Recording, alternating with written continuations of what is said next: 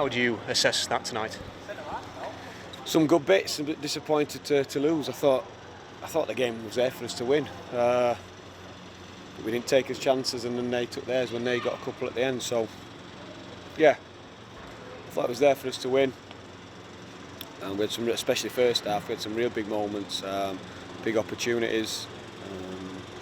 Yeah, but we weren't clinical enough. And then probably the other disappointing thing was what didn't lead to chance. So good play down the sides of the box, and a big difference. I just put the players there between us attacking the ball in their box and them in ours, and that's what we need to carry forward. We did a lot of work on that last year to help us get goals, and it's a message to the players we brought in that's what we expect. You know, it's no good just getting there. We want goals, and so, because we want to win one, but also they want to get in the team and stay in the team. So if you're producing goals, then you're more likely to play, obviously. So yeah, it's just another message back to the players who we worked with last year, reinforcing that, and to highlight it for the new players. It's one of the big positives in the first half, you know, your midfield, the way they were linking up, getting balls through to Ryan Brewster and Cadra as well, and you created some chances, didn't you? Yeah, a lot of chances, and probably the biggest compliment you can pay those young players is West Brom, even though they had a bit more experience out than us, tried to match us up in their second half, you know, moving Phillips, moving Reach, moving Mawat. Players with hundreds of games, but they had to match us up with a diamond because of how well we played it first half. So that's good, yeah, great. And yeah, so like I said, from us playing that shape, there's lots of positives which we wanted to look at.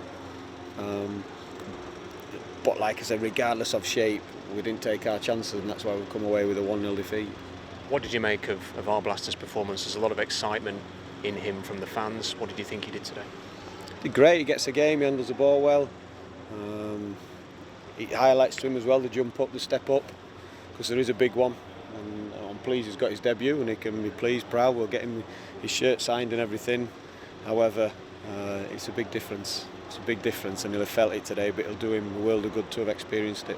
What prevented you maybe from creating as many chances in the second half as you did in the first? Them changing shape, us getting tired. We had lots of, like I said, debutants, but also players playing the first games after pre-season.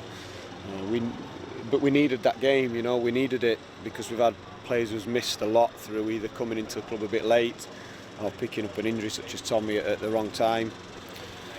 So we did get a little bit tired.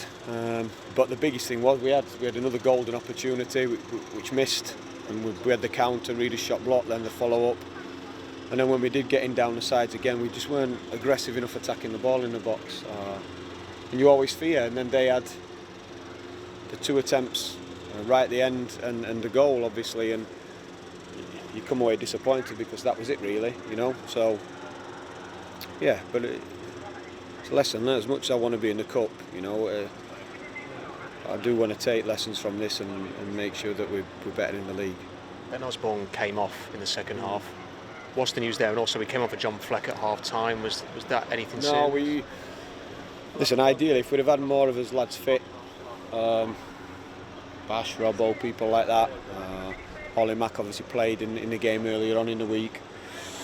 We would have probably made more changes, definitely.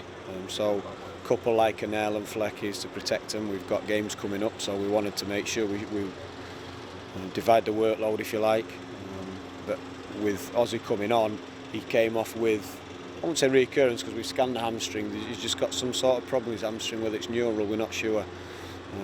But he wasn't freed up enough, so again, why take the risk and damages, you know, and have him out for longer than we need to. But like, so we've had the scan, he was fine, he trained, no damage shown, but he was feeling it running, and it began to restrict him, so we had to bring him off. And just to look ahead to Sunday, good test, good opportunity to get to Middlesbrough this weekend. What kind of game do you expect against Chris Wilder's team? A tough one, exactly like one for every other championship. This game is tough. There's a different feel. Like there's a different feel to this game tonight. We played a championship team, but there's a different feel to its cup game. It's different. Championships got a whole different feel. How intense and aggressive the games are, and how closely fought they are. Regardless who you're playing, so it's going to be a tough game. Another one like that. Plus, we know they're a good side. You know, with a good manager, so we expect it to be a real tough test away from home. But one that we're looking forward to because I say all the time, we believe when we do play well, we're a match for anyone. And it is a strong division, but you've had 3 opening games in the Championship, which have all been quite challenging, haven't they? Yeah, top teams. Like I said, they're all top teams, it'll be no different.